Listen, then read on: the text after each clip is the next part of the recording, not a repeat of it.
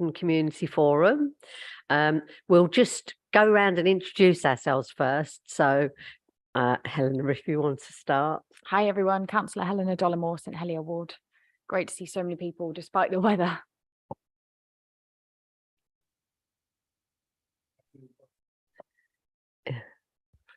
Okay. Peter Southgate, former councillor for Merton Park Ward.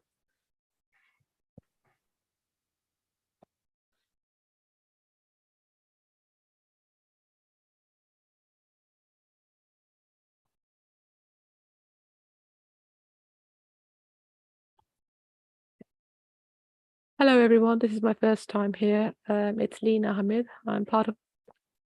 Oh, thank you. Am I audible to everybody now? Thank you. I'm a resident at the St Helier Ward. It's Birchwood Close. And it's very nice to be here. But I'm a relative novice, so do forgive any lapses.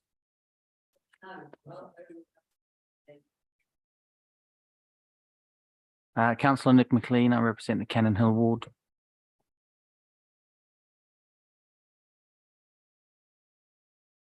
Yeah, good evening everyone. My name is Amy Mallet. I'm Climate Engagement Officer here at the Council. Councillor Jennifer Gould, Cannon Hill Ward. Councillor James Williscroft, Lower Morden Ward. Right, and I'm Councillor Caroline Charles in Ravensbury Ward. Now, I don't know if the rest of you want to introduce yourselves?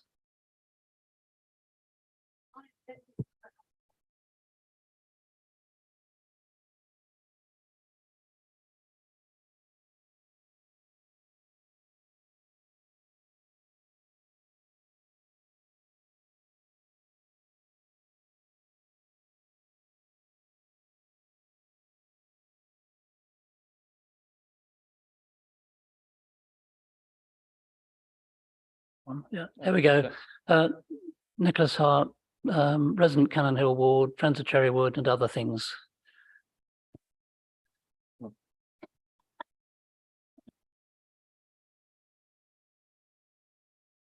Yeah. Good evening. Ray Layden, resident Lower Morden, Secretary Merton Unison, retired members. Thank you.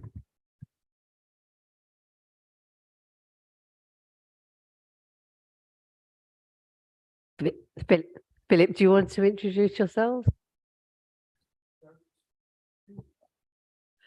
Yes, indeed. Right, is there anyone else that wants to introduce themselves before we make a start? No. Okay then, well, the fire brigade and the police aren't here at the moment. I don't know if they're going to be coming. We are expecting them, but we had better start with Peter then. He's going to talk about the provision of public toilets in the borough. Yes, indeed, and a subject dear to my heart, and I hope to yours too. Just as if I may, a sort of personal preface on this one. I chaired overview and scrutiny here in Merton for 16 years, and this is one particular review that I always felt we should be doing, and I never found the time to do it. So having stood down, that freed up a bit of space. So I was delighted when my colleague now in Merton Park Ward, Stephen Mercer, came to me and said, this does seem to be something I'd like to do, following a survey, a review by Age UK in London. And in fact, I think something like 40% of all public toilets in London have closed in the last 20 to 25 years. Some of that, the perhaps unintended consequence of the Disability Discrimination Act, because frankly, it became easier to close toilets than to upgrade them and modify them to the standards required under the Disability Act. And believe it or not, there is absolutely no statutory requirement for local authorities to make provision for toilets in the borough. Some do, some don't. London boroughs are particularly poor. I'm sure if you travel around the country or you travel to seaside resorts, you'll be aware that provision is pretty good, but here in London it is very poor. So we did this review in a number of stages. We did some focus groups. We did some mystery shopper visits, and we also mounted a survey. Just short of 1,000 people responded to that, which does demonstrate the fact that it is an issue of concern. I'd particularly like to thank Chris Witherington, for the help he gave us with that and with the analysis. And the results were not a surprise, but they were nonetheless rather stark. Could find the percentage for you. So 48% of people in the survey thought provision in the borough was very poor, and 45% thought it was poor. So one way or another, that's only about 1 in 20 people think that provision is even adequate. And also our sample, which I must admit was skewed towards people who have a problem or a self-perceived problem about the availability of loos. So they are older than the average, but that's very much the target. 50% said that they do have to think about where there might be a loo when going out in Merton. Always, 31% some of the time. So again, 80%, 4 in 5, considering that where loos might be located when they go out. So it is an issue. Provision is thought to be poor, probably better in Wimbledon than in other parts of the borough, because people know that they can go to Ely's, that they can go to Centre Court, or they will be when Romulus have finished the redevelopments there. So I think 70% in Wimbledon, yes, 72% would know where to go to find a loo. And it goes downhill from there. Come to Morden, and that's just 22%, presumably because the civic centre is available, although not everyone knows that. And if you find yourself in Mitcham, only about, well, to be very precise, in fact, 1.5% of our sample would know where to go to look for a loo. So there's poor provision. It is a problem, and people have nowhere or don't know where they might go. And as I've said, it is the case that there is no statutory requirement, but it does affect people. It particularly affects not only older people, it affects those who may suffer from complaints such as Crohn's disease or colitis. And it's a problem too for women or mothers with toddlers in pushchairs who can suddenly decide they need the loo very quickly. So our recommendations from all of this, and they are in the report that went to Cabinet in September, previously considered by Sustainable Communities in July, I think. It's become a rather protracted timetable, but that's the way with these things. And our first recommendation really is that the provision of toilets, not necessarily via the council,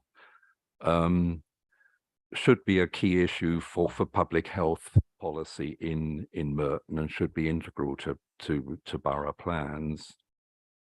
In practical terms, a relaunch of the present community toilet scheme, adequately resourced, is probably the quickest way of getting improved provision across the borough. And really, we see the council here taking a lead as in terms of making its own toilets, not only here in the Civic Centre, but in other council buildings available, leisure centres, for example, to encourage other public sector bodies to make their toilets available at national health centres, that kind of thing.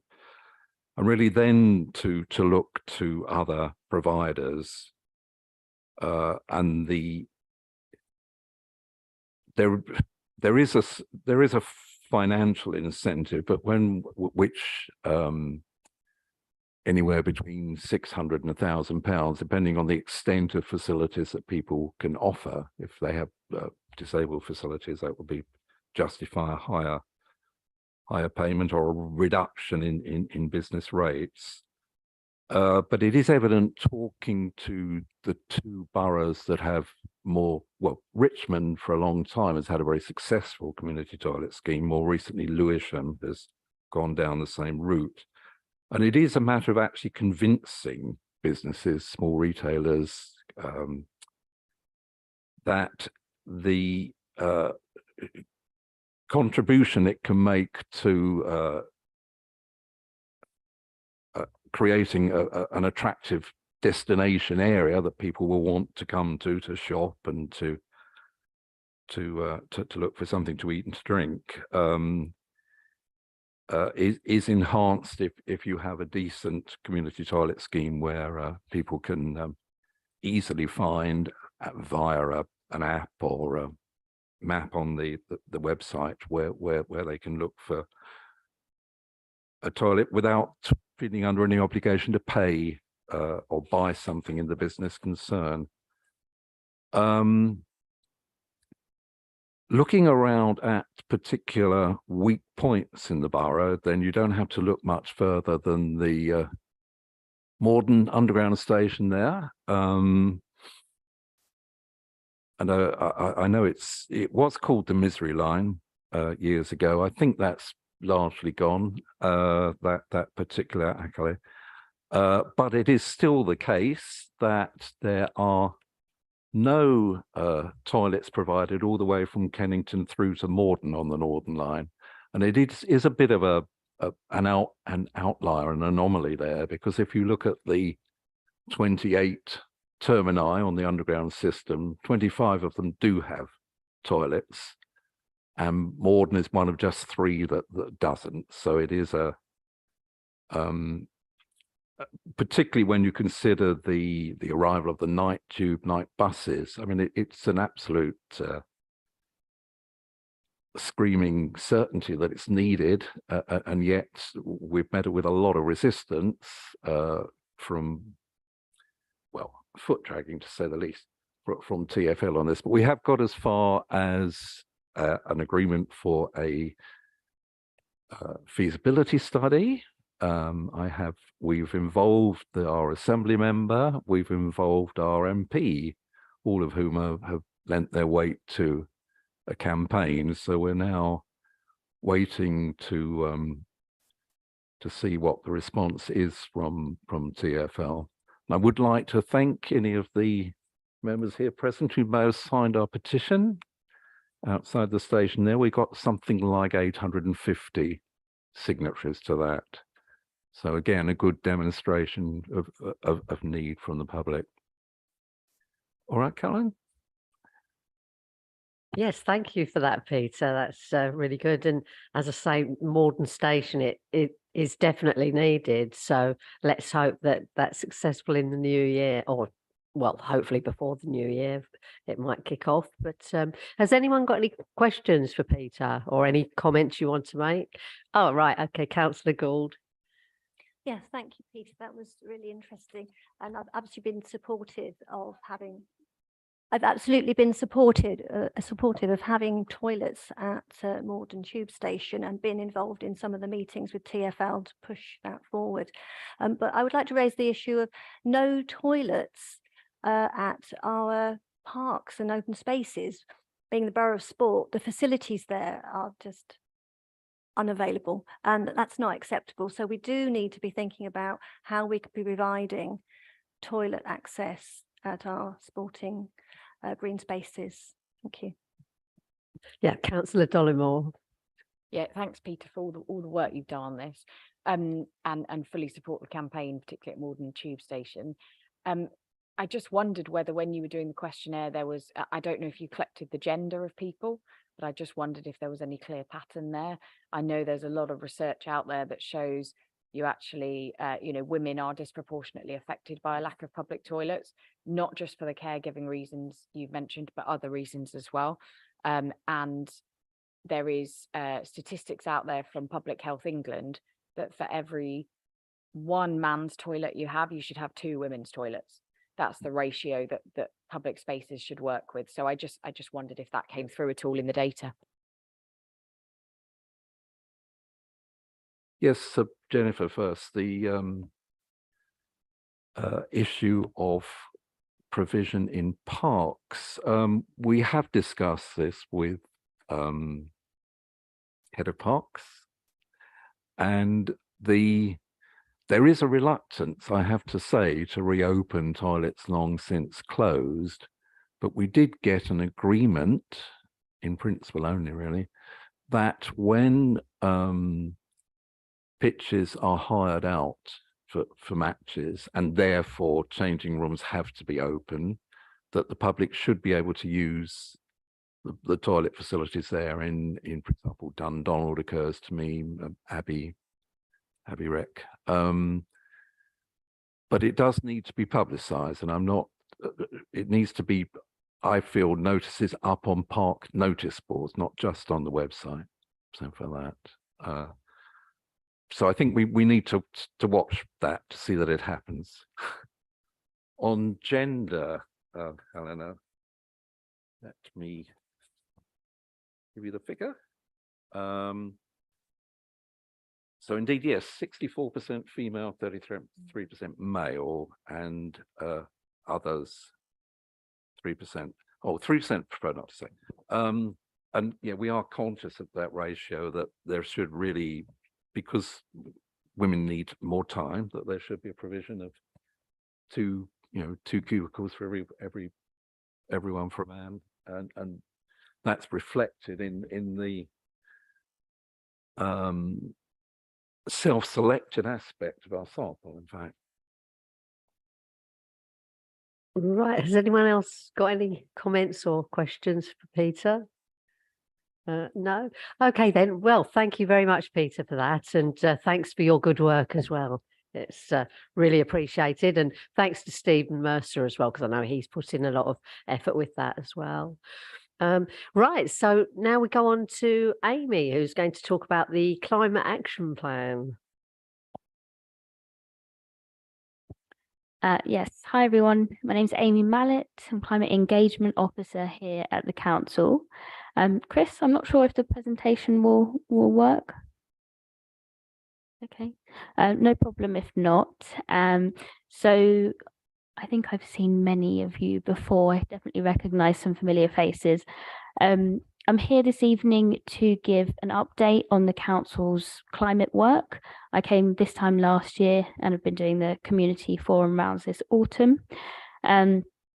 So many of you will know that the Council declared a climate emergency in 2019, adopted a climate strategy and action plan in 2020, and since then we've been working to progress actions on a number of different work streams and targets in our climate delivery plan, which is our annual monitoring report. We've also since published a resident summary report of that climate delivery plan.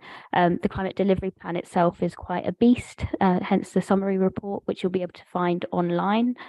And on the presentation, there's quite a nice graphic which shows our emissions profile across the borough. And as you can imagine, the majority of emissions in Merton do come from our residential and commercial buildings, largely from our heating and lighting, so our electricity and gas usage. And that picture is true of the borough and of the council's own estate. Within our climate strategy and action plan, there are targets to reduce council carbon emissions from our estates, from our fleets by 2030, and a borough-wide target of 2050. And we have our own responsibilities to reduce emissions from the council's operations, but more widely across the borough, we do have a responsibility to help influence emissions reductions towards our 2050 target. And what that looks like are responsibilities across planning. So changing planning rules to ensure that developers actually start off at a higher place of emissions reductions on the site, so that there's less of a need for future costly retrofit, all the way through to maintaining and looking after the various contracts that we own and helping our contractors reduce emissions from those, all the way through to things like community engagement on climate action. So just going to give you a brief update on a few things that have been happening over the last year. You may know about some of them already. So one is part one of Merton's tree strategy is out and available to look at online.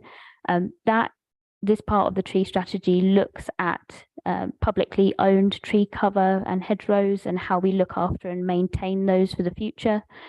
Within that, there is a 10% target for increase in tree canopy cover by 2050. And as I said, you can have a read of that online. Another point that's worth noting is that Merton, along with 17 other London boroughs, has been working to create an evidence base, essentially to create a set of higher carbon conditions that we will put upon developers when they want to build new developments in the borough. And as I said, to essentially make sure there are more stringent carbon requirements that they have to meet so that it reduces the need for future retrofit, which would essentially end up costing the homeowner money. So we're waiting on the results of that from the planning inspector to see whether that's something that we can actually adopt. A couple of other things you might be interested in as well. So emerging transport strategies. The EV charging strategy is something that's being worked on by colleagues at the moment, and that will look at how we roll out EV charging infrastructure across the borough and create an action plan for that. That will come alongside walking, cycling and curbside strategy, which is the main aim of that strategy is really looking at how we improve the active travel infrastructure across the borough. And both of those should be coming out for consultation this autumn. So please keep an eye on the council's consultation hub. Another thing, just a positive story really, is that over 40 officers, councillors and elected members have completed carbon literacy training over a pilot that we've been running the last year. And that is basically so that everyone is on singing from the same hymn sheet about climate and carbon, and that elected members and officers can use their roles and responsibilities at the council to the best effect to reduce carbon emissions within their own area of work and portfolio. And as I said, I think that's something that we're going to be rolling out across the rest of the council over the next couple of years. And one other thing that's really worth mentioning is the Community Climate Action Fund. Some of you may have seen this through our communications channels. It's a £500,000 fund, which is going to be accessible over the next 3 years for residents, community groups, different organisations to bid into to come up with their own carbon reduction or climate adaptation projects. And so the bidding window is closing on the 1st of November, so in a couple of weeks. But as I said, it will run for the next 2 years. So if you have a project in mind or you know of groups who might be interested in bidding, please share that information with them. And I think finally, just to say as well, I'll round off here, we have a climate pulse survey, which is open for consultation now, which will close on the 31st of October. And this is updating our knowledge base from a survey that we did in 2021, the resident survey, to get a better understanding of resident perceptions on climate change and how we can better facilitate climate action across the borough. So there's a lot of good work going on. That's really just a flavour of all of, just a flavour of some of the work that's happening. And I think I'll leave it there. Chris, don't worry too much about the presentation, but thank you for trying. So if you have any questions, do let me know. No, fine. Yeah, if you have any questions, let me know. I might not be able to answer everything now, but I will certainly take them back to colleagues. Okay. Yes, thank you for that, Amy. That was great. Right, so now questions. Thank you. Yes. That was very interesting, and thank you for the map. Really, it's just an observation. It's I think it's unfortunate on the day that you've launched a nice map and you're going through the policies that, campaigner Gretna Thunberg should be arrested when she's only 20 and campaigning for exactly for what we're trying to do here. And, I must say the Met is under pressure to improve their image. And I do wonder, how they've got time to arrest a genuine campaigner who's no danger to the public. What on earth is going on? It's in conflict with what we're trying to do here, and people have got to have a voice. That's it. I'm just throwing that into the melting box. Thank you.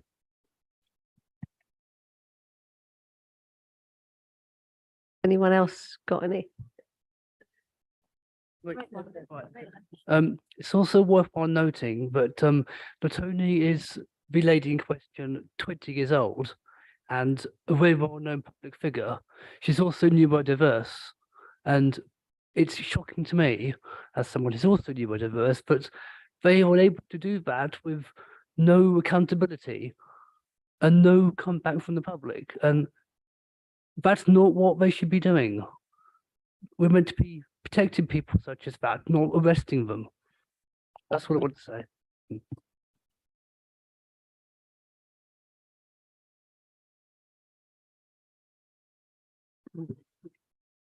Is it Amy? Was it Amy? Right. Okay. I'm interested in your tree strategy thing, which we've been pushing the council for a long time. I still don't know what that is, to be quite frank with you. You say you've planted all these X number of trees all hither and thither. You don't look after them. Most of them die because they're not watered. I don't know what trees you're planting. Are they the right type? Are they in the right place? You've been asked by John Davis, I believe, who's a tree warden who lives over at Cricket Green, where have you put these trees? Do you know where they are? I don't think you do. I think you just plonk them anywhere and see how it goes. At Dundonald, I belong to a little WhatsApp group, including John Davis, where they've reported the loss of 3 mature trees in Dundonald Wreck. They cannot fathom out why. The trunks look perfectly healthy. I've just come down Abbotsby Road, opposite the tattoo parlour, chapter house, and there's a tree gone there. The trunk looks perfectly fine. We don't get any messages about why you're taking a tree down. There's no notices up saying why a tree is being deemed to be knocked down. The ones in Dundonald Wreck apparently could have been probably pollarded, but not completely destroyed. So I don't get it. So I'd like to know where all these trees are. How young are you looking after them? What type of trees are they? All these figures mean absolutely nothing. To us out there, we just see trees coming down all the time. One was at Mitcham Bridge, which I still haven't forgotten about a few years ago. And the saplings there now have been cut in half by somebody, and I'm still waiting for an answer from Andrew Kaufman. They've just been lopped halfway down, 3 of them. And if that's Barklands, they need shooting. Thank you. Just to come back on that, if I'm perfectly honest, I will not be able to do our Green Spaces team and colleagues and our ARB team justice. But if you do want to send me the detail that you've just talked about there, I will be able to pass that on to Andrew Kaufman and our ARB team and ID Verde as well. So please do that. I think I can share my email around at the end. Chair, I do have an answer on the Dundonald Park one. There were 6 trees came down. They were all quite heavily diseased. So although the trunks might not look at it, but there was a survey and those trees were all found to be quite heavily diseased. I'm not an arborist. I'm afraid I don't know what a tree diseased or undiseased the difference would be, but the survey that was done there by the arborists found that they were all diseased.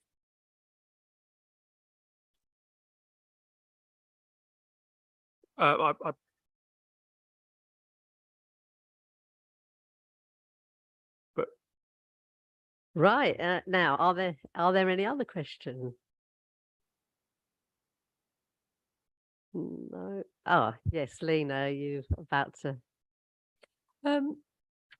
It's really I was going to wait until the end until I heard about all the matters on the agenda, but I can't help commenting about National Trust and the useful input it would have when it comes to dealing with trees. So we've got there's a large park which is staffed by National Trust expertise, and I'm obviously not aware of the full issues relating to which trees are felled and what's considered to be a disease, a contamination that warrants old trees to be taken down. But I didn't know if your team or your colleagues had actually taken advice from experts who may be running arboretums within the National Trust collection of properties right across the UK. I know you're only sitting just behind me, but for everyone else's benefit, I can ask the Green Spaces team. I don't know myself, so apologies.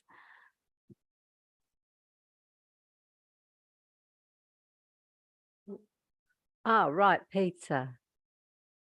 Thank you, Chair. Yes, I'm sure any of the councillors here present could confirm that the council does employ professional arboriculturalists. So I know from my own long experience, there is often controversy about the particular trees that are felled, but we do have to defer to their judgment. Yes, I go and look and think, oh, it didn't look that bad, but and it upsets people. We've got to recognise that, but in the end, I think we have to defer to their judgment, their decisions as the professionals.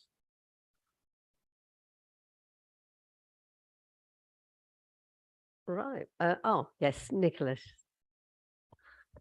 Just two slightly separate points on the trees.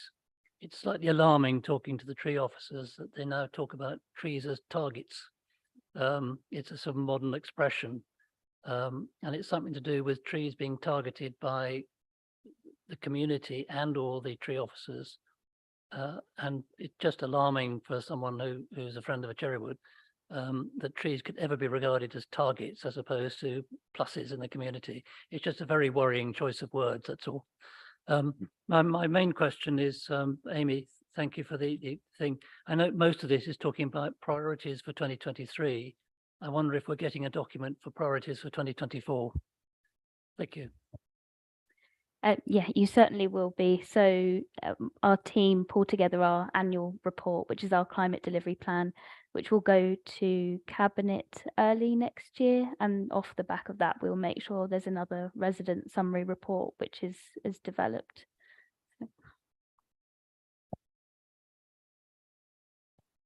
Right. Okay, then. So if there are no further questions or comments, yes, thank you very much for that, Amy, and we look forward to your report for 2024 as well. Right, so now we reach the point in the evening where members of the public can ask questions of the councillors, and we've got councillors from Cannon Hill, Lower Morden, St Helier and Ravensbury, myself here today, so do ask us anything and we'll hopefully be able to answer. Thank you.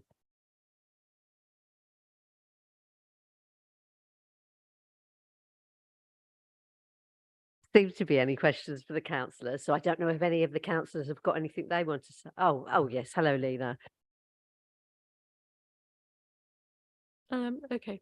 I've come quite unprepared, so I'll be as brief as possible. I wasn't sure what sort of timeline tonight's event was being run on.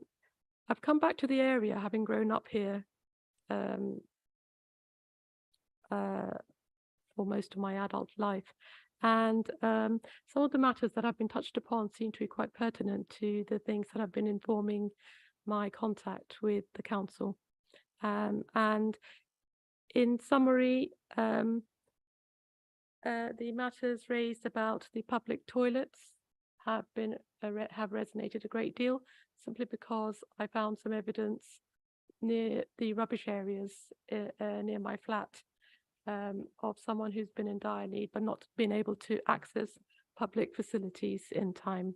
I'm not entirely sure whether that's a recurring matter, but having been a flat owner since 2011, it's the first time I've seen something in such, found evidence of, shall we say, such dire need.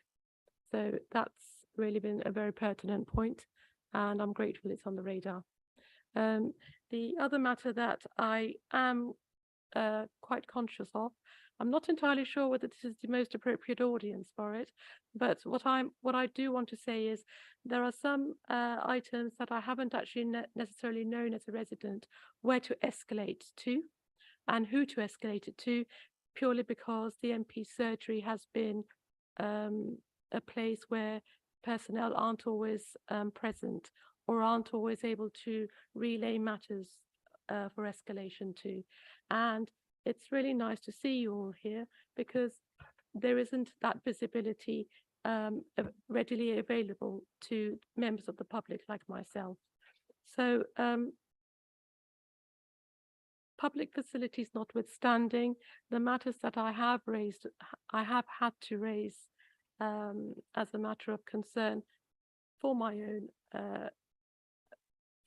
for my own welfare, really has amounted to matters that can be classified under local taxation and the problematic issues relating to post, and both of which really are endemic when it comes to maintaining one's identity and welfare, and also how this is being safeguarded within the local council. I may well be reinventing the wheel when raising these matters, because I don't know if I'm the first person or the last person to raise it, and because I'm not sure what has actually been recorded under gatherings like this. Do forgive me, but it's something that I've had to deal with since my re-entry back into Morden in 2019 to present day. And prior to that, as an ex-civil servant, these are matters I've been fortunate enough not to have to deal with. But when your post doesn't work properly, and when there are breaks in, shall we say, communications, when it comes to escalating matters, there's an issue that I found personally when it comes to accountability and who to speak to, because I may well be speaking about measures that have already been addressed in previous years during my absence from this borough. And what would be really, really useful is to be able to speak to one of the council members about what steps have or haven't been taken, have been put in place, and if they are currently being reinforced or if they've not been successful. So it's a much wider debate. I'm just touching very lightly onto pertinent points that have affected my well-being whilst living here. And as a result of these gaps and breaches, I will say, which also touch upon GDPR and the use of data and the governance, really, when it comes to the cost of living, especially when it comes to utilities. And again, I may well be repeating matters that have been raised in previous meetings with council members, but I honestly don't know whether this is something that this particular working group has been involved in counteracting to ensure that the well-being of all have been addressed.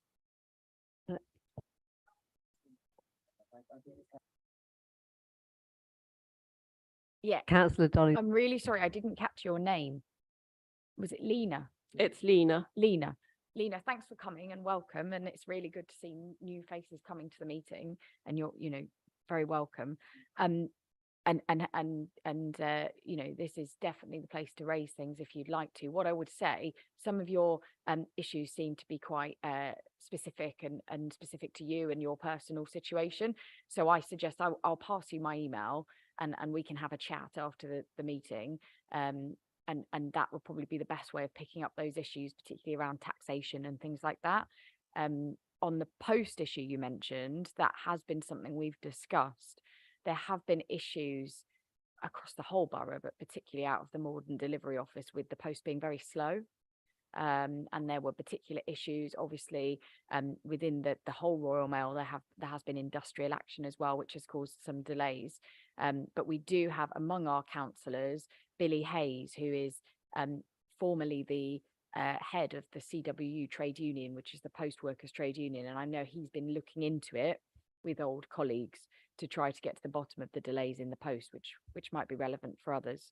So perhaps if me and you pick up on those issues, that's probably the best way to take things forward. Thank you. That'd be really helpful. The reason it's been quite a point of concern, and I don't wish to have a dialogue that has a particular place with matters you've been dealing with, is I've been here 4 years now, and over 4 years, I know I have raised this at the local surgery, and Ms. McDonnell has been one person I've raised this with briefly. And what I'm actually more concerned about really is we've been speaking about statistics, and I've heard some figures raised on items running along the agenda here. And the investment is great to hear about, but the statistics are more important because there needs to be a record of what has or hasn't worked previously. And when something like Post is being derailed over such a period of time, and I'm not speaking about the last decade because I haven't been here for the last decade, but for part of it, what is really important to note is the incidences of parties being interfered with, which has disabled them and disabled local services as a result. And again, that's a very wide debate, and it's worth covering that separately. But when local postal workers have made it known to me in a very quiet way that they're finding it difficult to deliver my post, and perhaps those of others, other households, it suddenly becomes a little bit more than just industrial action. It's more personalized, or can feel more personalized. And I don't know if other wards within the London Borough of Merton have actually had, shall we say, something similar to relay to their own councillors. So that's something I would look forward to actually addressing, because when you're not able to reach your local MP, and she's kindly taken on details for escalation, for following up, and there's suddenly a drop in communications, it's difficult to know what to think. It's difficult to know what how data is being dealt with relating to matters like this, because there are possible breaches taking place. It's also difficult to know at what point audits are If I just come in, I think we're going into specifics, and out of respect to the time of everyone in the room, I think it's best if me and you pick this up. It may be that Siobhan has raised this with the Royal Mail because they are the accountable party in respect of delivering mail, and she's not hearing back from them. So let's take it outside of here and pick it up separately. But thank you for raising that. Back to you, Caroline. I'm happy to do an update from St Helier Ward. Is that okay? I just wanted to update everyone. We've talked a lot at these meetings about road safety on St Helier Avenue and the campaign that we were running to make St Helier Avenue more safe after we've had a number of very bad accidents on St Helier Avenue, but particularly a tragedy 2 years ago where a young father lost his life, leaving behind 2 children in an incident where he was hit by cars and was himself on a motorbike. So there's been a lot of work going on behind the scenes and pressure that we've been putting on TfL and the Deputy Mayor for Transport, Seb Dance, to sort out road safety on St Helier Avenue, which is a TfL road. It's managed by TfL rather than Merton Council. And I'm pleased to say that TfL have agreed to lower the speed limit from 40 miles an hour to 30 miles an hour, which will be coming in early 2024. So that is one step in the right direction to making the road safer. Of course, we are also still putting pressure on around making sure the road is safer for all road users. There's been particular concerns raised by cyclists and also by pedestrians about the number and how safe the crossings are on the road. So just to update everyone on that. And of course, if you've got specific issues that you want to raise with me about that, feel free to email me. Right. Have any of the other councillors got? Oh, yes. This is a police question, and I'm disappointed that they haven't come here tonight. We have particular problems with the police, but this is a general question. As Councillor Gould has been trying very hard on behalf of my son here to get answers from the senior officers at the Morden police station. And it seems that there is a unwillingness on the senior officers to engage in a wider public debate as to the function of the police in the community and what their job is to ensure that that function has been carried out properly and for the benefit of the community. And my question really is there any body within the councillors or officers who can put pressure on the, or not put pressure on, but to ensure that the local police at their senior level are properly engaged at a senior level with the London Borough of Merton to ensure that for the benefit of everybody, the police behave themselves in a way that is appropriate. I don't know whether the end answer for us is good or bad, but I'm just dismayed at how little attention Jennifer Gould is able to get from them and how little satisfaction from them. She should at least, as a councillor, be able to get proper answers to the questions that she raises. And I don't know whether she wants to add to the question, but yeah. Thank you. Look, as the Conservative Group leader, I sit on both the Safer Neighbourhoods Board. Sorry, as the Conservative Group leader, I also sit on the Safer Neighbourhood Board. I also sit on the Locations Board. It's through these two boards that the police and Superintendent Mooney engage with Merton. There is actually very high level and transparent discussions, etc., and working well with the Metropolitan Police at Merton Borough level. With regards to operational matters, it is not appropriate for councillors to ask questions of police officers in ongoing investigations. That is simply not how it operates. And any councillors that do try to ask on ongoing investigations and operational matters, I'm afraid the police will just simply say, we're outside of our remit. And I believe that to be wholly appropriate. Can I just come back and comment?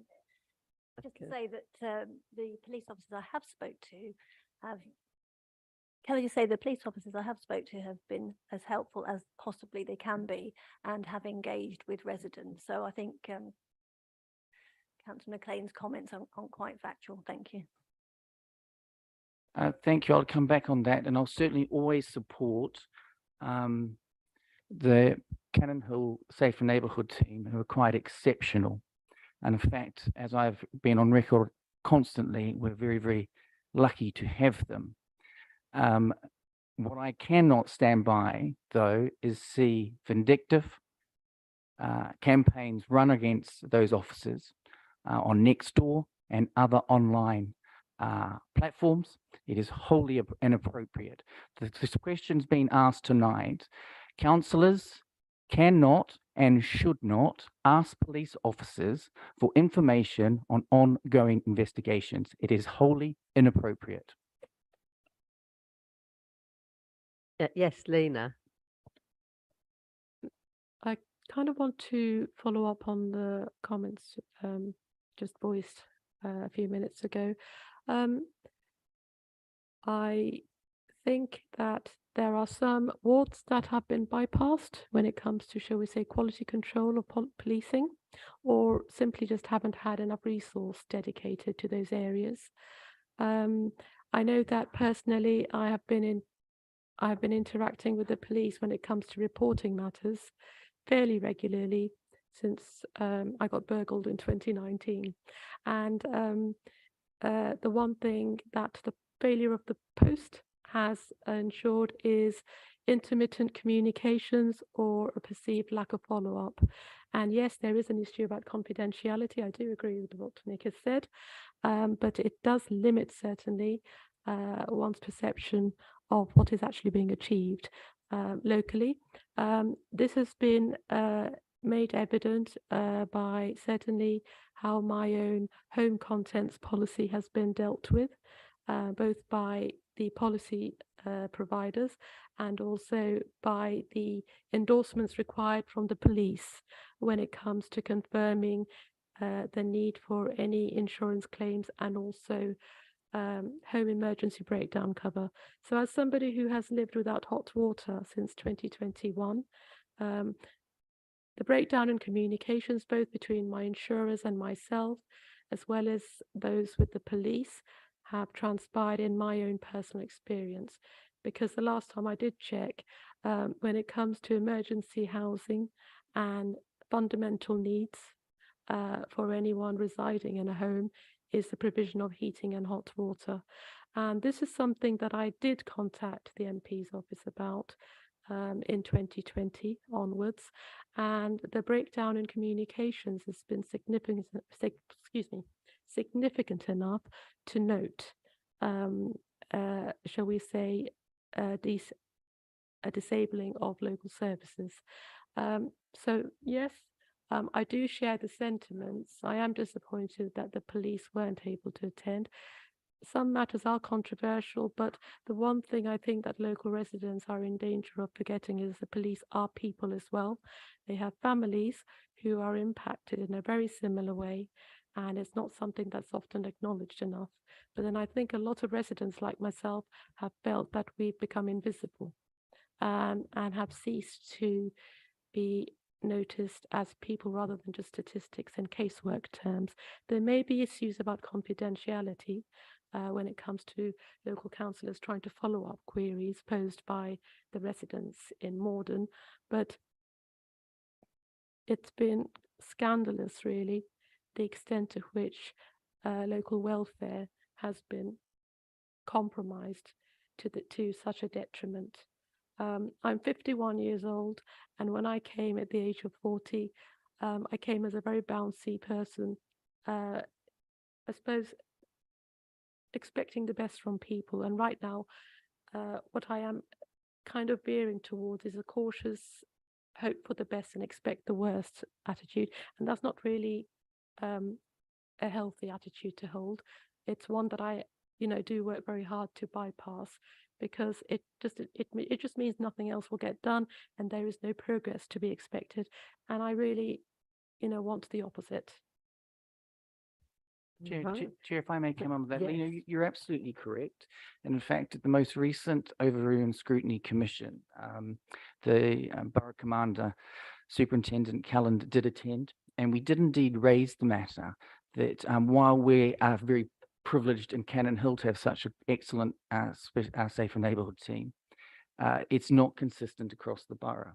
We do have other teams in other wards that are not attending ward panels, not being as visible. So look, that was raised. I know that Councillor Foley, who chairs the OSC, was very strong on this point as well and raised it. So we did make that representation to the Borough Commander and Superintendent Mooney, and they were going to be looking in to ensure that across the borough, all the safer neighbourhood teams are working to the same standards that are expected. And at the moment, that is not a constant. So we were aware of it, and we have raised it with the Borough Command.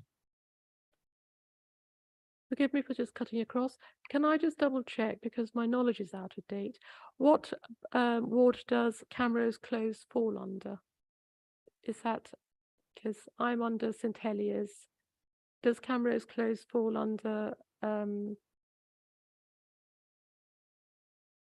Rose closed. Camrose Close is in Merton Park Ward. That's just a few Merton Park Ward. meters away from here. Yeah.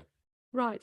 I mean, I'm just checking simply because there's been my experience anyway, and both as someone who's grown up in Camrose Close and has lived in St Heliers, in the St Helier ward, is that there have been high incidences of reactive behaviour when police have been involved, and that has marginalised some families or some households, and it hasn't actually helped in raising confidence when it comes to engaging on a, shall we say, a pragmatic level when it comes to having a meaningful discussion with members of the police force in situ. And I am going back to the comments that Nick has just made, which is about being able to speak without breaching any protocols. But this isn't something that's made widely aware. And when you've got people who are in their 70s or over and have been put under isolation for health reasons and have problems with their phones not working properly, their only way of being able to reach somebody in uniform is by being able to dial 999 or 101. And when these numbers, these emergency numbers, aren't functioning properly, it normally knocks the confidence in what is accessible.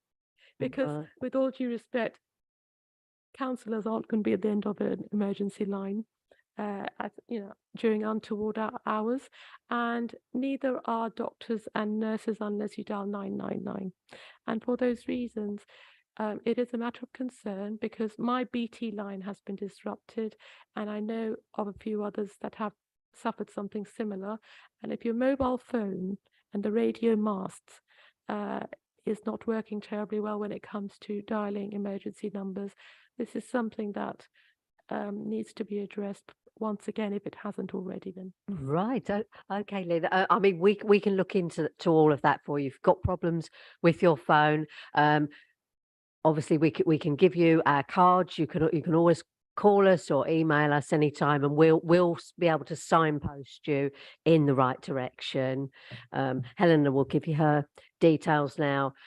Any problems or any issues, do come to us, and we can't deal with everything, but we know who to turn to, who can do it. So we'll be the conduit, if you like, between yourself and whoever's going to be able to offer you the help. I have to say, with the police, since the borough commander, we've got a new borough commander, Claire Kelland, and there's Luke Mooney as well, who's her deputy, and they have been excellent. They really are good. We've got two fantastic inspectors, Kevin Chambers and Ollie French Greenslade, should I say. So yes, they are very, very good. Again, if you have any problems with getting in touch with the police, you can come through one of us. We'll contact them for you, and we will be there to speak to them with you if that's what you want to do, Lena. I mean, there are always solutions, but as I say, your counsellors are all really helpful, and we can help you out with anything. We will find who you need to speak to. And you can also come into the Civic Hall as well. If you've got a particular problem, come into the Civic Hall, speak to someone at the desk, and they will put you in touch with who you need to speak to. Well, thank you. That's helpful, but it's not always apparent who is actually on site here. And that's not from a lack of trying to find out. So, okay. And yes, and I think Nick wants to come in. We both do. Okay. Sorry, I couldn't get the councillor's name here. I think this is where I think the conflict is. The councillor here was just saying it's not for the councillors to interfere with the workings of the police. And you're saying it's okay for the councillors to contact the police on behalf of residents. And it's this mechanics that I don't understand. And I just wanted some clarification on how that goes. Okay, so if there's an ongoing criminal investigation, asking a police officer for an update on that is not a councillor's role. But if there is an issue or you want to facilitate some information, that is appropriate. And that is when it becomes an operational matter. Now, I think everyone in this room familiar with what I'm talking about, without going into the details, will understand that. And that is the point. Now, and that literally is it. That is it. So the commissioners and everyone down from the commissioners have said there has to be a process by which senior officers are able to keep their PCs on the ground in line. I've been in touch with Claire Kelland, I've been in touch with Luke Mooney, I've been in touch with Ollie and with previously Kevin Chambers. I think there's some other, there's so many. All of them say this is a problem we have to pass back down to the officer in charge. And the point we've got to is where the officer in charge and us, the member of the public, have an irreconcilable difference between us. There seems to be no process by which senior officer can say, this is not good for the community, that this problem should be continuing. The council probably knows what our problem is. This has been going on for 30 months now, and the huge amounts of police time that have been involved because it has not been resolved. And yet the officer who's meant to resolve it is still in charge of the case. Now, in any other organization, someone senior would have said, this is not the way we should be running it. We need to try something different.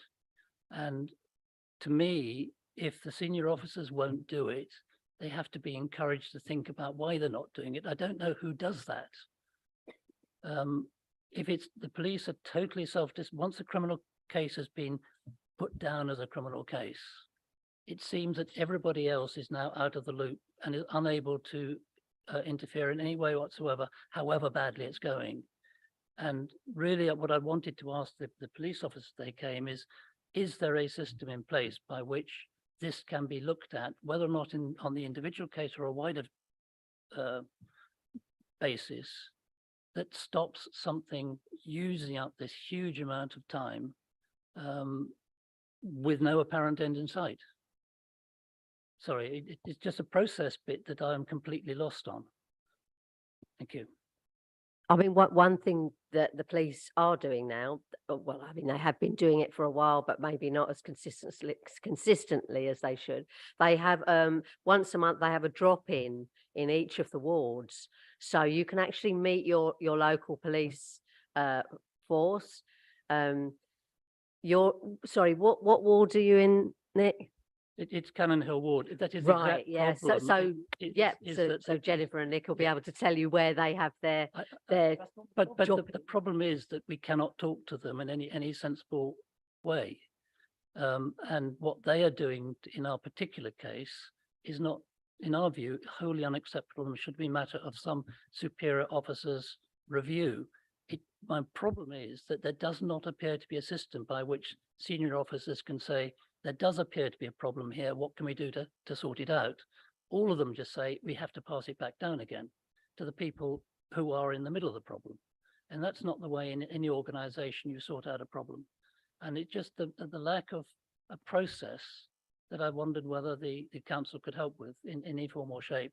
Now, I understand they're having the meetings, and the councillor here is very effusive about the Cannon Hill Ward team all the time, which must mean that they're doing a good job elsewhere. So this has to be a particular problem, but there's no solution to it. Caroline, this is a much more complex situation, and I really don't think it's appropriate for a Morden community forum. Okay. I have to actually speak. This is my first meeting here, and I don't want it to be a waste of time. The one thing I have had to raise, and these issues are linked, but they're so complex and yet so simple. I don't know historically what has passed about policing or the quality of the policing amongst all the wards within Merton.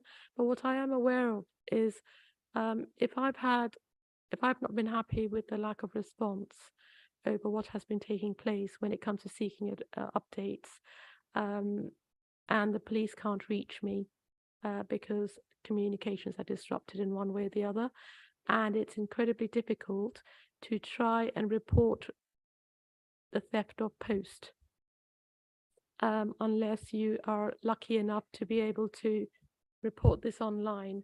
I think it's very pertinent, regardless of whatever politics is involved, because at the end of the day, these are people's lives and their well-being and their livelihood.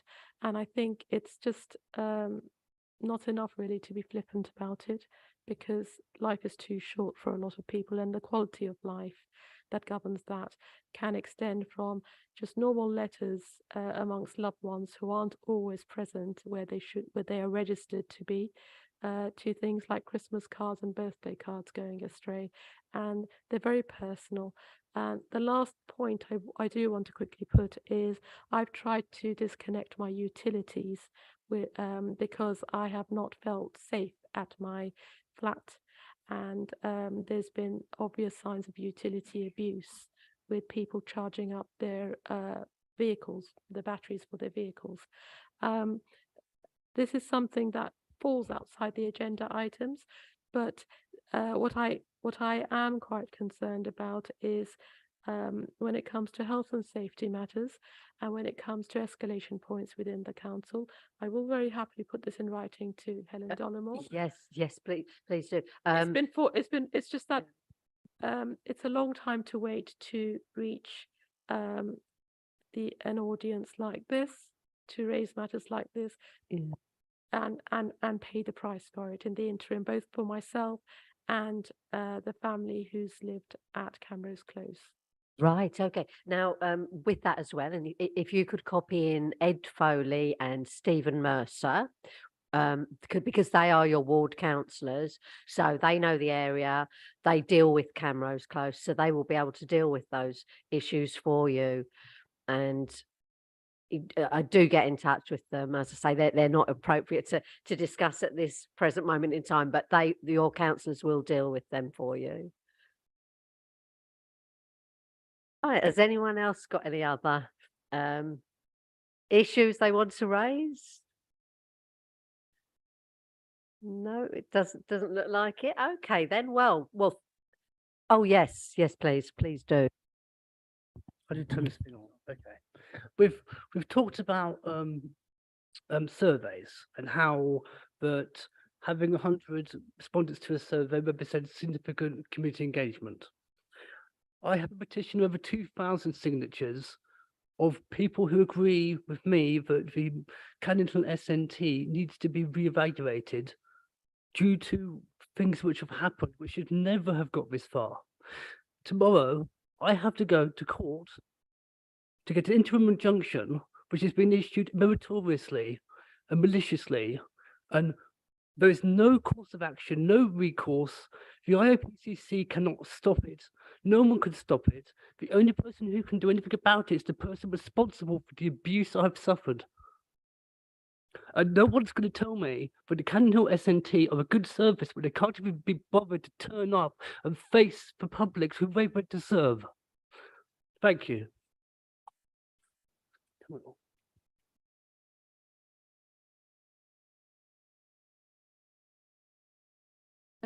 Okay.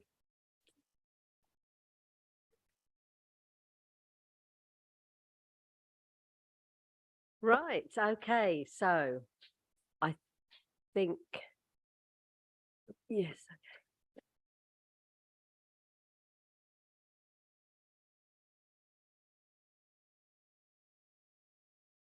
Right, well, I think that about brings everything to a close. You'll take up your issues with the councillors, Lena, and I promise you that they will be looked into. We'll look into it all for you. I appreciate that. I think the issue of accountability has been voiced in differing measures across the board. I just think the policing or the quality of policing at the moment is something that needs to be addressed in a very particular forum. Right. I mean, this forum isn't really the forum in which to but it can't be discuss the glossed over police. because some Oh matters no, are no, so we're not prominent, glossing over, but they're falling over by the edges here. it's not really the forum to be discussing it. But I mean, we will look into it, any issues you want us to look into. So that is for definite. So you can send them to your ward councillors or send them to any other councillors. As I say, you can come into the Civic Hall or come and see your MP, which is actually Stephen Hammond. It's not Siobhan, Right. because you're in Wimbledon. So you can contact him, and we will look into all of this for you. So, right. So, in that case, I'll draw the meeting to a close unless anyone's got anything else they want to say.